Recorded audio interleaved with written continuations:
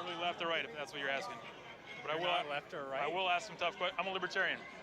Ooh, okay. I'm up for open free speech. That's on the right, buddy. Free speech is on the right? Well, okay. I mean, if we want to get a little nuanced. Well, first of all, what's your name? I'm not going to give you my name. No? Why not? I'm not going to give you my name. All right, so we have a nameless gentleman here. Yeah. He's got a sign that says, "No platform to this transphobic piece of shit." All right, brother, here's your platform. What's your take of this situation? Well, I'm pretty upset, and I'm standing here. I'm here now in place of my trans friends who physically cannot be here because they feel unsafe. Because the guy inside has said that being trans is a mental illness, and he's being protected by the university and $500,000 or $600,000 and an army of police officers in riot gear, and that makes me feel upset, and it makes me feel heartbroken for my friends who already undergo systemic oppression on a daily basis, who now can't come out even in their own city, on their own streets, because they don't feel safe in their bodies. It seems to me like most of this crowd would support your ideas, though. Everyone here, I mean, they got loudspeakers saying that Ben Shapiro's terrible. There's more people here, from what I can see, saying Ben's terrible. I mean, yeah, of course, but you also have an army of cops, and you have a speaker inside inciting. Are the cops bad? What? Are the cops bad? Is the cops a bad thing? I mean, they're here to protect everybody. Interests of people with really toxic ideas. Do you think we should be able to spread toxic ideas? Absolutely not. Who decides what a toxic idea is? That's a good question. Not people who are upholding a white supremacist structure of power. And those are the people who get to determine what free speech is now. I mean, it's problematic because you can bend laws to the will of the powerful, and as long as this country's been around, they've been bent to the will of the powerful white people who are interested only in upholding white supremacy. Do you think Ben Shapiro's a white supremacist?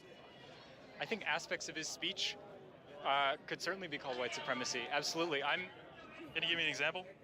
Yeah, I mean, he's. I can think. I mean, there are a number of things he said about Black lives. I mean, okay,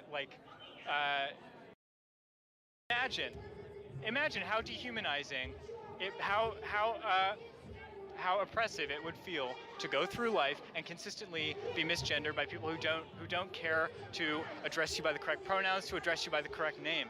What happened to sticks and stones might break my bones, but words never hurt me? Okay, now you're getting into the get a thicker skin. Fuck Yeah. that. Fuck that. Fuck that privileged shit. Don't ever say that to anyone, as a white man especially, who is oppressed. Don't ever say that. I mean, I get called names every day. When I was a kid, I don't care. I got beat up on. I don't was care. Was I oppressed? No. So how is it different? Because you and I live and everyone else lives in a white supremacist state that is looking out for the interests of you. Is California a white supremacist state? Yeah. You're white. I know. You're privileged. I know I am. Absolutely. So what are you doing? You're the enemy of these people. Like, you're a white male, man. You're the enemy. Yeah. I'm a white Jew. You're not. Thank There's you. no such thing as a white Jew. There is. I'm a Jew. Well, okay, so that's part of it. I'm a Jew. A Jew is You're not white. That's right. Okay. He's an Aryan, I can tell. Know that I have proximity to whiteness because I'm white and I pass as white, but I also know that I'm a Jew, and that's some fucking insecure shit, and that it's my responsibility every single day of my life to work against white supremacy with all these people in the streets, because my liberation is bound up with their liberation, and it is not bound up with white supremacy.